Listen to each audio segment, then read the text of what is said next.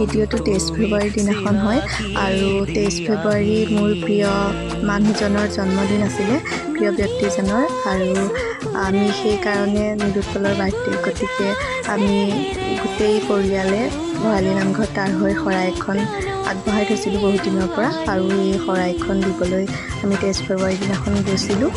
তাৰ পাছত আমি তাতে বজাৰ সমাৰবোৰ কৰি ল'লোঁ। আইতাহঁতো গৈছে, নীলুৰ মাহঁত গৈছে, সি গৈছে। ধূপ চাকি বন্তি সকলোৰে ভালৰ হৈ জ্বলালোঁ। ভাল লাগিলে বহুত গৈ পেলাই। তাৰ পাছতে আমি ইয়াত নাম হ'ল, ভোগ দিলে, প্ৰসাদ, নাম, ভোগ এইবোৰ গ্ৰহণ কৰিলোঁ আৰু আহাৰ খাই ভকতৰ মাজত সঁচাকৈ খুব ভাল লাগিল। সেইদিনাখন মানুহ অৱশ্যে কম আছিলে, তথাপিও গৈ খুব ভাল লাগিল।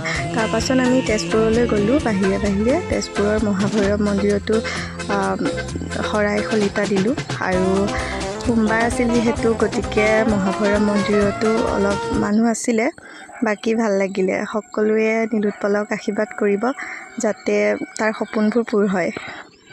সদায় যাতে ভালে থাকে, সুস্থ সবল হৈ থাকে, তাকেই ভগৱানৰ ওচৰত প্ৰাৰ্থনা কৰিছোঁ।